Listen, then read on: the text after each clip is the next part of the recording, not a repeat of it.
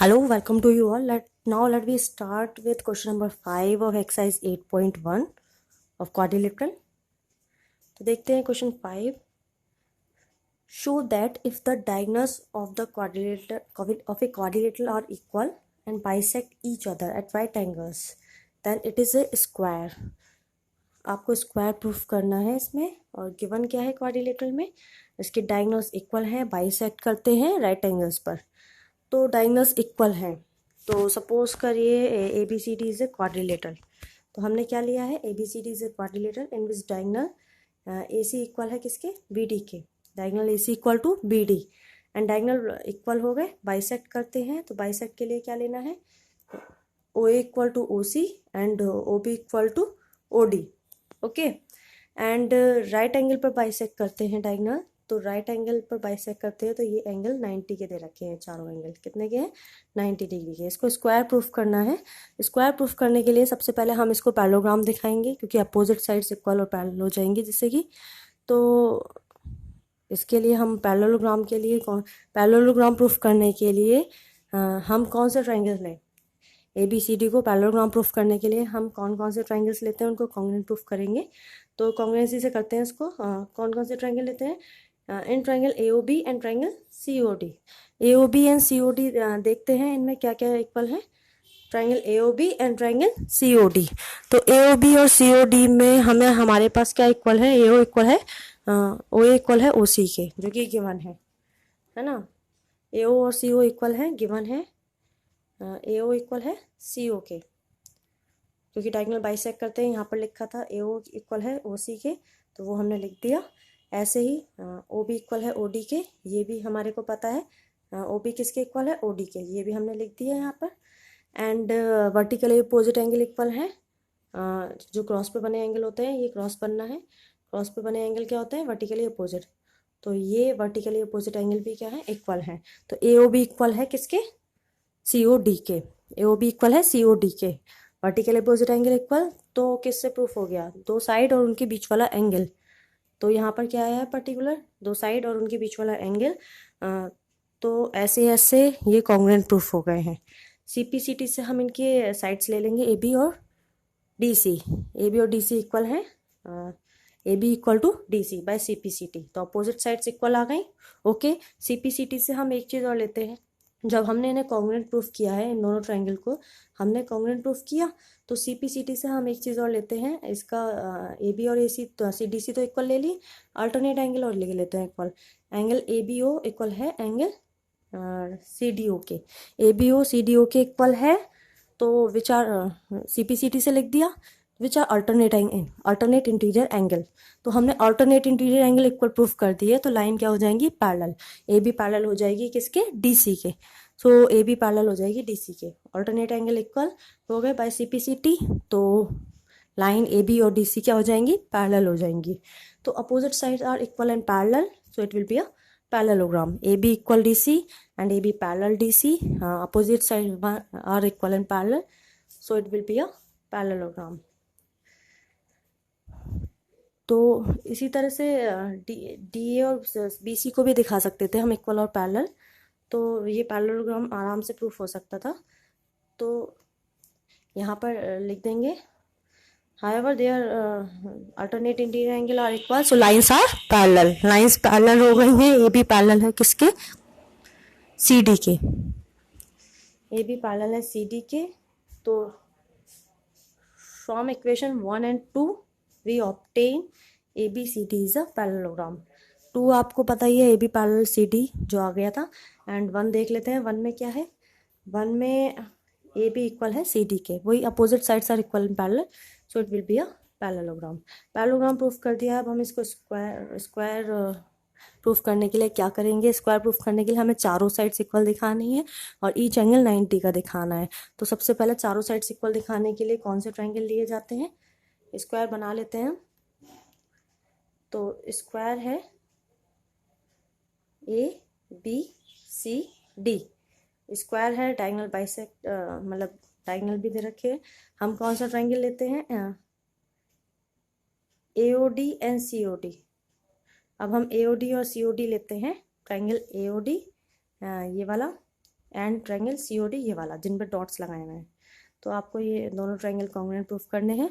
तो इनको कैसे कॉन्ग्रुएंट प्रूफ करेंगे? AO OC के इक्वल है, DO DO कॉमन है, OD OD common, AO CO के इक्वल, बाइसेक्ट करते हैं, CP वो गिवन था, डायगोनल बाइसेक्ट करते तो AO OC तो इक्वल थे given, and OD OD common है, ये कॉमन है। OD OD क्या है इसमें?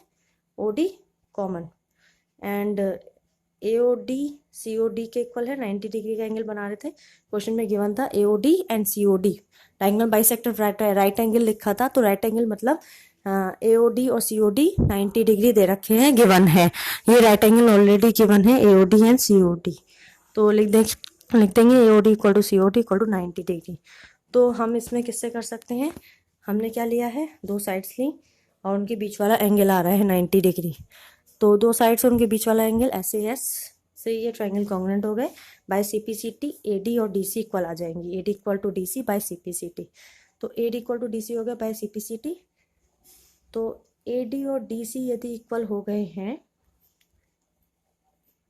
वो क्या साइड हैं? AD और DC ये है। AD DC के इक्वल है, बट हमें पता है AD BC के भी इक्वल था, पैरेललोग्राम की अपोजिट साइड इक्वल थी। तो AD अभी हमने DC के इक्वल ला दिया है, और हमें अभी इससे पहले ऊपर हम प्रूफ करके आए हैं, मतलब पैरेललोग्राम प्रूफ करा है, तो AD BC के भी इक्वल है। ओके, एंड DC अभी हमने ऊपर फर्स्ट इक्वेशन से प्रूफ किया था, DC AB के इक्वल भी थी। DC किसके इक्वल थी? AB के भी। तो चारों साइड्स इक्वल आ गई एक तरह से, AB equal to D, AD equal to DC equal to BC equal to AB। तो यहाँ देख लेते हैं, चारों साइड्स इक्वल हो गई हैं। इसी तरह से ये हमने कर दिया, चारों साइड्स इक्वल, चारों साइड्स इक्वल हैं। तो अब हमारा काम बचा है इनको 90 डिग्री के एंगल्स और ला दें तो स्क्वायर प्रूफ हो जाएगा। ईच एंगल 90 डिग्री प्रूफ कर दें तो स्क्वायर हो जाएगा प्रूफ। तो 90 डिग्री ईच एंगल लाने के लिए हम कौन से ट्रायंगल लेते हैं? ट्रायंगल हमें लेने पड़ेंगे कौन से? ABCD स्क्वायर है, तो हम इसके ईच एंगल को 90 दिखाना चाहेंगे, तो ट्रायंगल कौन सा लेते हैं हम? ट्रायंगल लेते हैं ADC, ये वाला ट्रायंगल लेते हैं ADC, okay, and BCD triangle लेते हैं, क्योंकि हमें ADC और BCD को 90 दिखाना है एंगल को, बट हम इसे कॉन्ग्रुएंट करेंगे, सबसे पहले कॉन्ग्रुएंसी से करेंगे। तो हमें पता है AD इक्वल है किसके? BC के। अभी हम प्रूफ करके आए हैं AD इक्वल है BC के, प्रूफ्ड अब लिख सकते हैं, already proof. And DC common है, DC कॉमन है। ऐसे ही डायगोनल्स इक्वल गिवन थे क्वेश्चन में, AC इक्वल है किसके? BD के। Diagonal AC and BD are equal which is given in the question, तो गिवन लिख देंगे। तो इस तरह से तीनों साइड्स इक्वल हैं, कॉन्ग्रुएंट हो गया तो CPCT से लिख देंगे एंगल ADC इक्वल है एंगल BCD के। ADC BCD के इक्वल कर दिया है। आप ये भी कह सकते हैं, इसके बाद AD पैरेलल है किसके? BC के, एंड DC ट्रांसवर्सल है। AD पैरेलल है किसके? BC के, एंड DC क्या है? ट्रांसवर्सल। तो ट्रांसवर्सल के सेम साइड बने एंगल का सम कितना होता है? 180 डिग्री।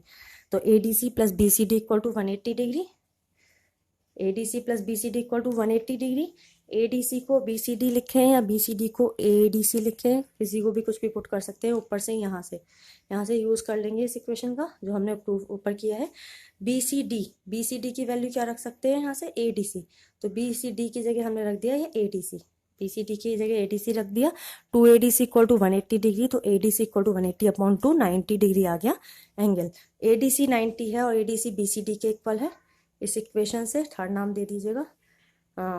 ADC हमारा 90 डिग्री आ गया, BCD भी 90 हो जाएगा इसी तरह, और इसी तरह बाकी के सारे एंगल 90 हो जाएंगे, क्योंकि D के अपोजिट B भी इक्वल होगा, D और B इक्वल होंगे अपोजिट एंगल ऑफ पैरेललोग्राम। ऐसे C के अपोजिट C के बराबर A होगा, opposite angle of parallelogram equal होते हैं। तो ADC 90 आया, इसी तरह ABC भी 90 हो जाएगा, DC भी 90 आया, तो AB भी 90 हो जाएगा। चारों एंगल 90 के होंगे, तो ये स्क्वायर प्रूफ हो जाएगा। ऊपर हमने अभी चारों साइड्स इक्वल प्रूफ करी थी, चारों sides equal and each angle 90 degree, तो ABCD is a square, ABCD square proof हो जाएगा। नेक्स्ट क्वेश्चन देखते हैं। Next question number 6।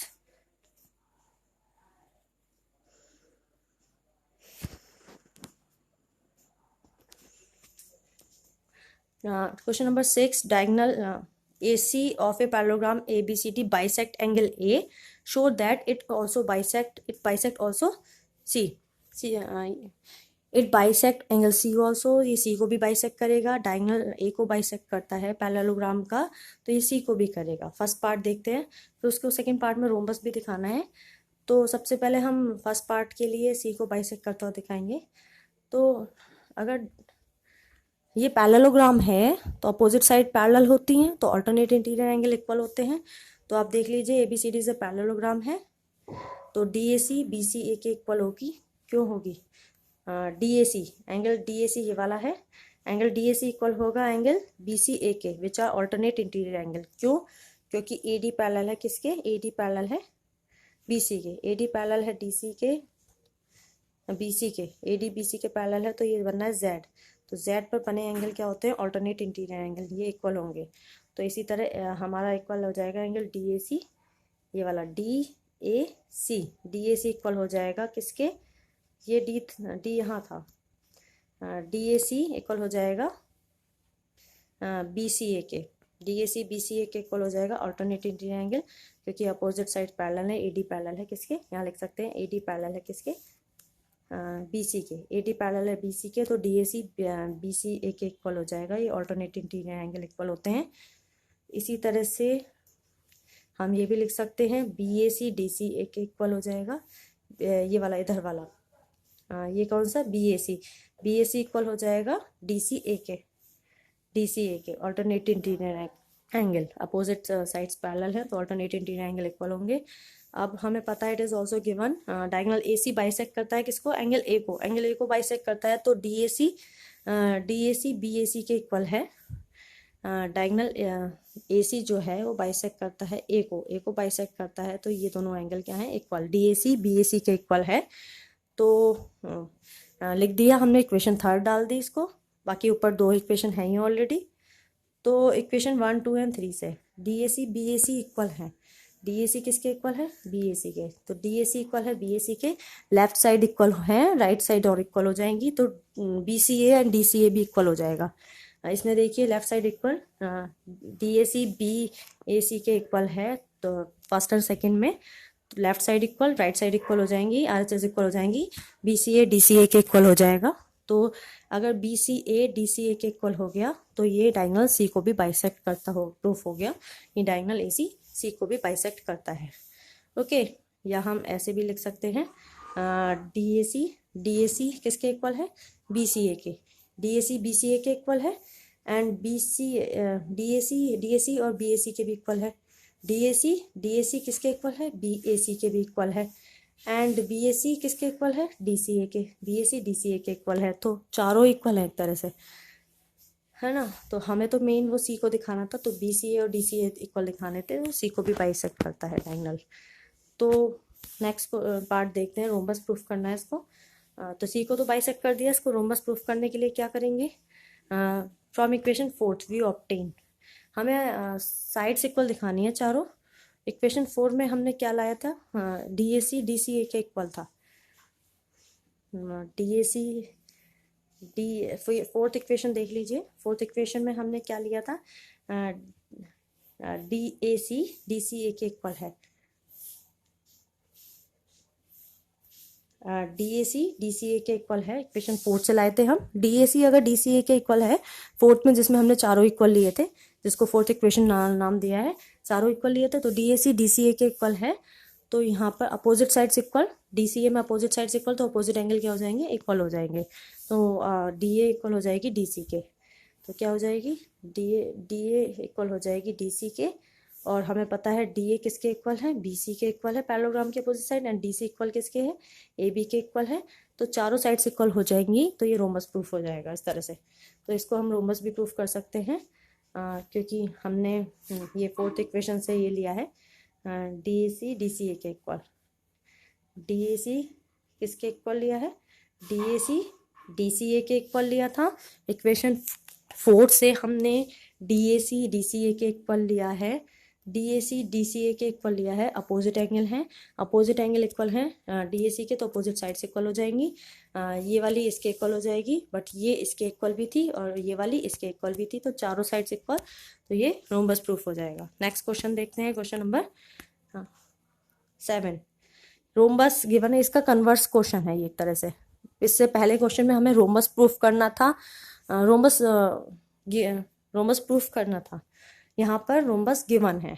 Okay, ABCD is a rhombus, show that diagonal AC bisect angle A as well as angle C and diagonal BD bisect angle B and as well as angle D। तो diagonal bisect करते हैं A को B, और AC A को और C को करता है, और BD B और D को करता है, ये शो करना है। ABCD रोम्बस है।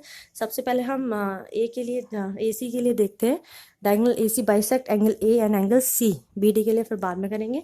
तो हम डायगोनल AC की बात करते हैं, तो सबसे पहले आप AC को मिलाइएगा। यहाँ पर BD को भी ज्वाइन करा हुआ है, लेकिन सबसे पहले आप AC को ज्वाइन कर रहे हैं।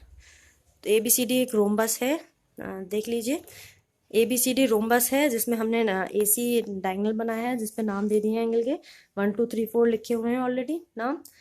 तो AC को ज्वाइन कराया है। तो सबसे पहले देखिए, BC और AB इक्वल है, AB इक्वल है किसके, BC के, which is the side of rhombus. तो AC और BC इक्वल है। तो यहाँ पर क्या इक्वल है, AB इक्वल है BC के, BC और AB इक्वल है, अपोजिट साइड्स इक्वल हैं, तो अपोजिट एंगल इक्वल होंगे। AB और BC इक्वल हैं, तो इनके अपोजिट एंगल 1 और 2 भी इक्वल हो जाएंगे। ओके, यहाँ पर अपोजिट साइड्स इक्वल हैं, AB किसके इक्वल है, BC के, तो अपोजिट एंगल 1 और 2 इक्वल हो जाएंगे। बट ऑल्टरनेट इंटीरियर एंगल भी इक्वल है, क्योंकि ये एक तरह से रोम्बस है, तो 1 3 के इक्वल होगा, which is alternate interior angle, क्योंकि AB पैरेलल है DC के, AB DC पैरेलल है, तो 1 और 3 भी इक्वल होंगे। तो इक्वेशन इससे मतलब एक तरह से 1 और 3 भी इक्वल आ गया। 1 इक्वल है किसके, 3 के, ऑल्टरनेट इंटीरियर एंगल 1 3 के इक्वल आ गया। यहाँ से देखिए LHS इक्वल है, तो RHS इक्वल हो जाएंगी, दैट मीन्स 2 और 3 भी क्या हो जाएंगे, इक्वल हो जाएंगे। एंगल 2 और 3 इक्वल है, तो डायगोनल C को बाइसेक्ट करता है। तो डायगोनल किसको बाइसेक्ट करता है, 2 और 3 इक्वल है, तो ये C को क्या कर रहा है, बाइसेक्ट, एक तरह से C बाइसेक्ट हो रहा है। हमने C को दिखा दिया, AC डायगोनल जो है वो C को बाइसेक्ट करता है। इसी तरह हम A को भी दिखा सकते हैं, और BD के लिए दूसरा डायगोनल ज्वाइन करके शो कर सकते हैं। हम A के लिए कैसे दिखाएंगे, 2 4 एंड 1 4। देख लीजिए, हम A के लिए क्या दिखाएंगे, 2 और 4 अल्टरनेट इंटीरियर एंगल इक्वल है, 2 और 4 क्या है, alternate interior angle which are equal. ऐसे ही हम क्या कर सकते हैं, इसमें ये कर सकते हैं, अपोजिट साइड इक्वल है, AB इक्वल है किसके, AD के, AB इक्वल है किसके, AD के, अपोजिट साइड से इक्वल है। तो ऐसे ना करें, 2 और ये हमने अभी 2 और 4 इक्वल लिए हैं, 2 और 4 इक्वल हैं, और अभी हमने ऊपर से क्या लिया था, 1 और 2 इक्वल थे। 2 और 4 तो ऑल्टरनेट इंटीरियर एंगल हैं जो कि इक्वल हैं, 2 और 4 are alternate interior angle which are equal. तो इससे हमारा 1 और 4 इक्वल हो जाएगा, क्या हो जाएगा, 1 एंड 4 इक्वल आ जाएगा, क्योंकि 1 और 2 इक्वल करे थे अभी हमने पीछे। 1 की जगह क्या लिख देंगे, 1 और 2, 1 और 2 इक्वल है ना, तो 1 की अभी हमने लिखा है 2 equal to 4 alternate interior angle, 2 और 4 ऑल्टरनेट इंटीरियर एंगल हैं। यहाँ पर 2 और 4 क्या है, ऑल्टरनेट इंटीरियर एंगल है, ये 2 है, ये 4 है, ऑल्टरनेट इंटीरियर एंगल इक्वल है। तो 2 की जगह 1 पुट कर सकते हैं, यहाँ से 2 की जगह 1 पुट कर दीजिए, तो 1 और 4 भी इक्वल हो जाएंगे। अगर 1 और 4 इक्वल है, तो ये AC डायगोनल जो है किसको बाइसेक्ट करता है, A को भी करता है। 1 और 4 इक्वल है, तो A को भी बाइसेक्ट करता है। Similarly we can prove that BD diagonal भी बाइसेक्ट करेगा B और D को। अगर AC की जगह अब हम BD को ज्वाइन कराएंगे, तो हम BD के लिए भी प्रूफ कर सकते हैं, यही चीज़। क्वेश्चन नंबर 8 देख लेते हैं। क्वेश्चन नंबर 8 में ABCD रेक्टेंगल गिवन है, in which diagonal AC bisect angle A as well as angle C, show that ABCD is a square. Diagonal BD bisects angle B as well as angle D, second part. तो सबसे पहले rectangle given है जिसका diagonal AC bisect करता है angle A और C को, तो इसको स्क्वायर प्रूफ करना है। स्क्वायर प्रूफ करने के लिए वही काम है, रेक्टेंगल को स्क्वायर करने के लिए रेक्टेंगल की तो अपोजिट साइड से इक्वल होती हैं, बट स्क्वायर की चारों साइड से इक्वल होती हैं, तो चारों साइड से इक्वल शो करनी पड़ेंगी, तभी स्क्वायर प्रूफ हो पाएगा। तो रेक्टेंगल गिवन है हमारे पास, हमें स्क्वायर शो करना है, फिर भी हम इसको स्क्वायर जैसा कुछ बनाते हैं। तो ABCD is a rectangle, suppose करिए बनाया स्क्वायर की तरह, square is also rectangle, but हमें यहाँ पर ABCD रेक्टेंगल है जिसमें अगर AC A को और C को बाइसेक्ट करता है तो उसको स्क्वायर प्रूफ करना है। तो स्क्वायर की तरह बनाते हैं अगर हमें स्क्वायर प्रूफ करना है। ABCD एक रेक्टेंगल है जिसमें डायगोनल A और C को बाइसेक्ट करता है, डायगोनल बाइसेक्ट करता है A और C को। तो आपको पता है अगर ये रेक्टेंगल है, रेक्टेंगल में अपोजिट एंगल्स इक्वल होते हैं, रेक्टेंगल के अपोजिट एंगल इक्वल होते हैं, तो एंगल A और C अपोजिट एंगल है which is equal, angle A equal to angle C, दोनों साइड हाफ कर दिया, half of angle A equal to half of angle C। Half of angle A करेंगे, यदि हम हाफ ऑफ एंगल A करते हैं तो हाफ ऑफ एंगल A करते हैं, A का हाफ करते हैं तो DAC आ सकता है, A का हाफ करेंगे तो DAC भी लिख सकते हैं और BAC भी लिख सकते हैं। A का हाफ करें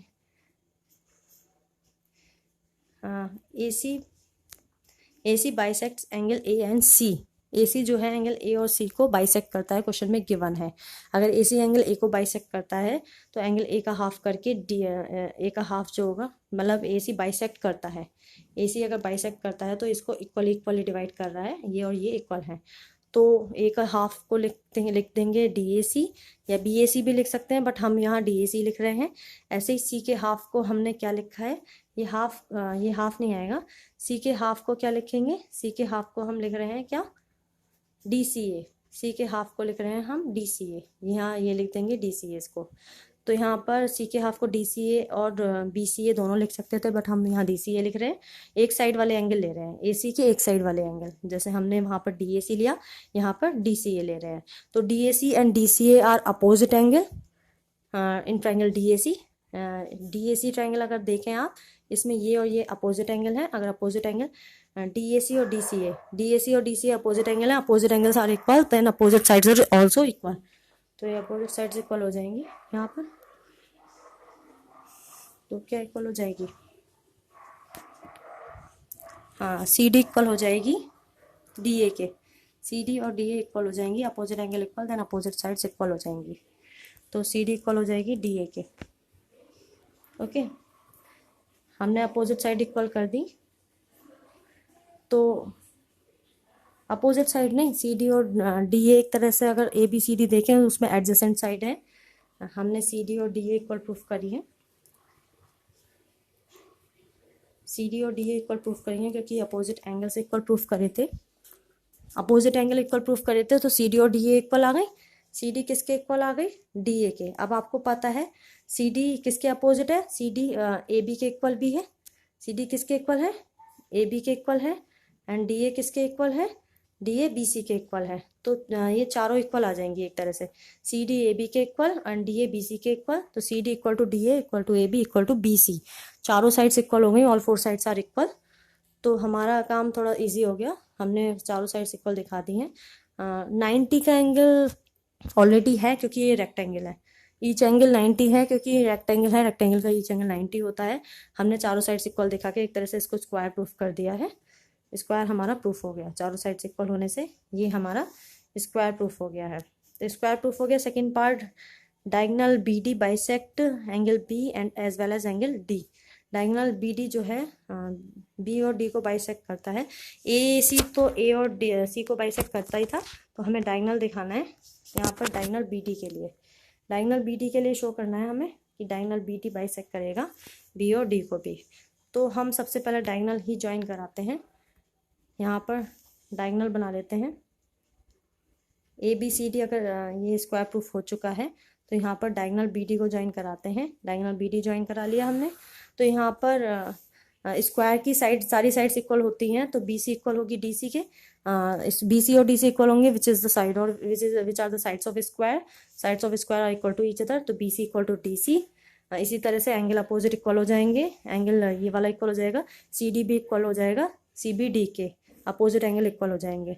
बट हमारे पास CDB जो है, CDB ABD के इक्वल है। CDB किसके इक्वल है, हेयर CDB इक्वल होगा ABD के, which are alternate interior angle. CDB किसके इक्वल है, किसके, ABD के, ऑल्टरनेट इंटीरियर एंगल। तो CDB की जगह ए बी डी लिखा जा सकता है। तो C D B A B D के C D B A B D के इक्वल हो गया, और ऊपर से सी डी बी को क्या लिख सकते हैं, यहाँ से सी डी बी की जगह क्या लिख सकते हैं, सी डी बी की जगह लिख सकते हैं यहाँ से सी बी डी। तो इस सी बी डी को क्या, सी डी बी को क्या लिख देंगे, सी बी डी।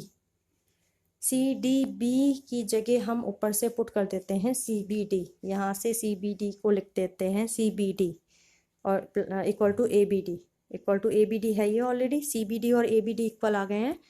तो अगर सी बी डी और ए बी डी इक्वल आ गए हैं इसमें, A B C D B ये वाला था, and A D B equal आ गए हैं, तो ये डी को बाइसेक्ट करता हुआ प्रूफ हो गया कि डायगोनल डी को बाइसेक्ट करता है। सी आप इसमें कुछ भी ले सकते हैं। यहाँ पर हमने अभी हमने ऑल्टरनेट इंटीरियर एंगल लिए थे कि C D B A B D के इक्वल था, तो यहाँ सी डी बी की जगह हम क्या पुट कर सकते हैं, सी डी बी को सी बी डी लिख दिया, सी बी डी। तो इससे हमारा बी और ए बी डी दोनों बी बी पे आ गए हैं, दोनों बी पे ले लिए हैं। ये ए बी डी और ये इक्वल हो गए हैं, A D B and A C B D equal है, तो ये बी को बाइसेक्ट करता है। सिमिलरली हम डी को भी दिखा सकते हैं, C B D A D, ये सी बी डी किसके इक्वल था, A D B. C B D A D B के इक्वल है ऑल्टरनेट इंटीरियर एंगल से। ऑल्टरनेट यहाँ पर A B C D suppose करिए स्क्वायर है, तो यहाँ पर C B D A D B के इक्वल है ऑल्टरनेट इंटीरियर एंगल, और यहाँ पर सी बी डी को हम क्या पुट कर सकते हैं, सी डी बी। यहाँ से सी डी बी पुट कर, अगर इसको सी डी बी पुट कर लेंगे तो डी पे आ जाएगा, तो डी बी बाइसेक्ट हो जाएगा, सी डी है ना, तो इसको डी पुट कर लेंगे सी डी बी, ये ए डी बी आएगा, ये तो ए डी बी आएगा। ऊपर वाली इक्वेशन से सी बी डी की जगह सी डी बी रख देंगे, सी डी बी और ए डी बी ये दोनों इक्वल आ जाएंगे, तो यहाँ पर हमारा ये डी भी बाइसेक्ट करता हो जाएगा। जैसे बी को बाइसेक्ट दिखाया वैसे ही डी को भी बाइसेक्ट करता दिखाएंगे। इसी के साथ एक्सरसाइज का क्वेश्चन नंबर 8 भी कंप्लीट होता है। आगे की क्वेश्चन नेक्स्ट वीडियो में डिस्कस किए जाएंगे।